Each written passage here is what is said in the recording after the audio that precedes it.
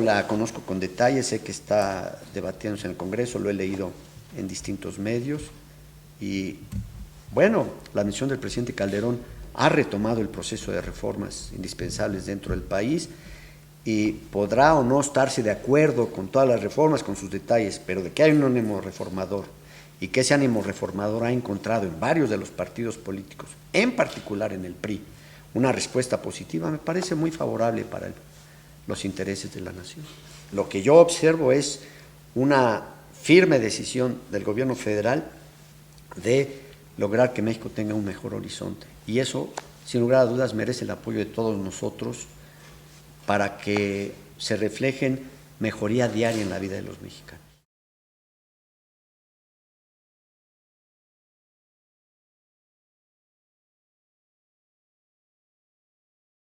Yo creo que la realidad internacional ha cambiado. Me parece, de lo que leo internamente, que hay un consenso generalizado de que el petróleo es de los mexicanos y va a permanecer para los mexicanos. Y la realidad internacional ha cambiado. Hace 20 años el petróleo estaba en la mayor parte concentrado en las grandes compañías petroleras privadas del mundo. Hoy el petróleo está en manos, en la mayor parte del mundo, de las grandes compañías petroleras estatales. Y las particulares lo único que hacen es comprarle el petróleo en el mercado abierto a las compañías petroleras del Estado, de cada uno de los estados que tienen las reservas petroleras. Hay una nueva realidad, y en esa nueva realidad lo más importante es consolidar a Pemex como una gran empresa del Estado mexicano, para servir a los mexicanos.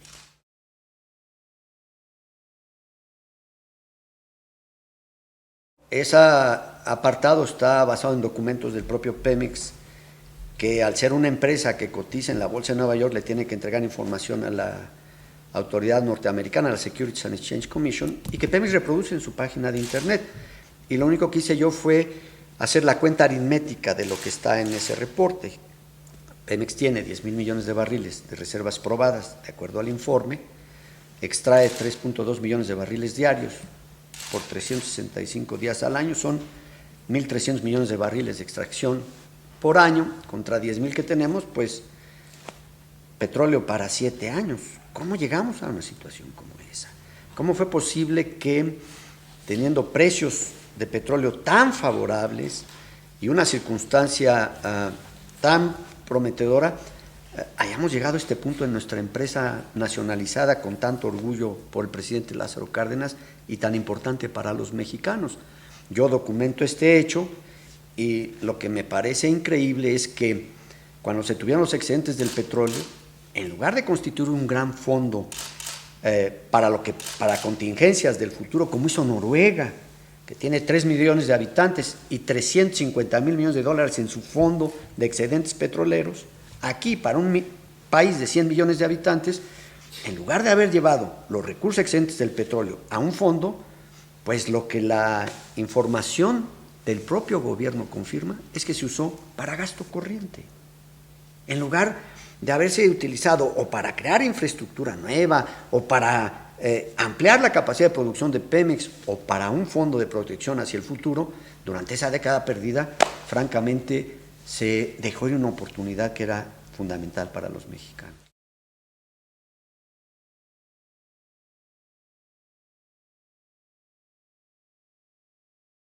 Absolutamente. ¿Cómo qué le presionaron? No, ¿Qué le dijeron? durante la negociación del Tratado de Libre Comercio, yo tuve una reunión con el presidente Bush de los Estados Unidos, precisamente en Monterrey, Nuevo León. Dialogamos solos y él fue muy claro.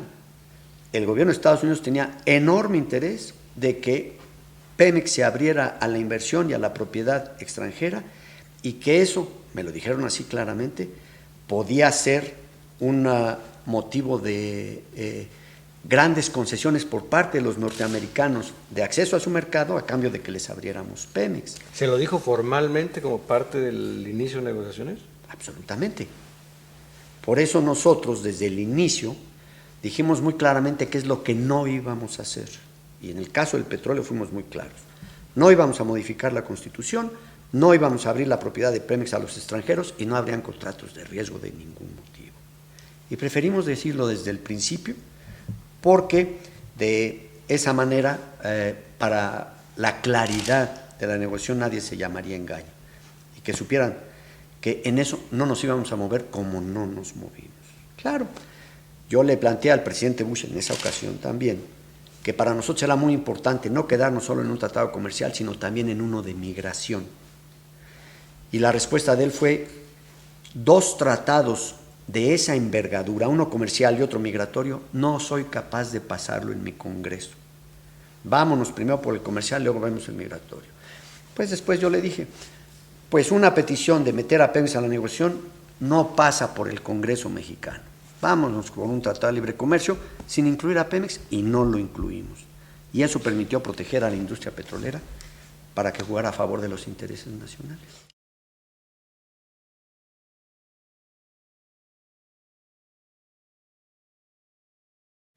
A mí me parece que el Sindicato de Trabajadores de Petróleos Mexicanos siempre ha estado del lado de las mejores luchas a favor de Pemex en estos años y a partir de la dirigencia que tiene actualmente.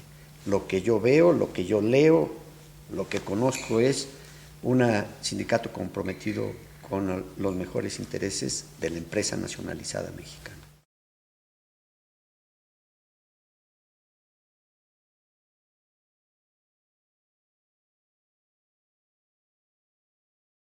Bueno, en realidad los grandes cambios empezaron en la administración del presidente Miguel de la Madrid, cuando nos ordenó al secretario de la Contraloría, y yo estaba en la Secretaría de Programación y Presupuesto, que se terminara con una práctica que representaba otorgarle en automático la mitad del programa de inversiones de Pemex al propio sindicato para que él procediera a recontratar. Eso se acabó desde la administración del presidente de la Madrid, y durante mi administración continuamos el proceso de reformas.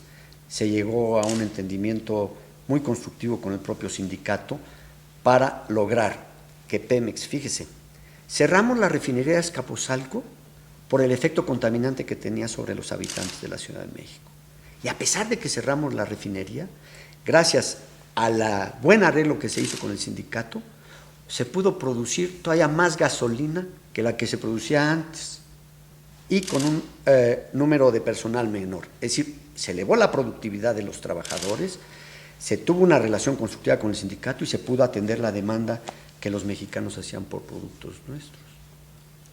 Y con una decisión importantísima a favor del medio ambiente, como fue cerrar la refinería Azcapotzalco. Ahora ya no se recuerda de la contaminación que surgía de ahí, pero algunos de nosotros que tenemos memoria hasta hemerográfica sabemos que era un foco de contaminación terrible, y yo debo decirle que fue una decisión en la cual quienes laboraban dentro de la refinería, el primer impacto, yo lo recuerdo, fue de un gran enojo por una decisión que cerraba sus fuentes de empleo.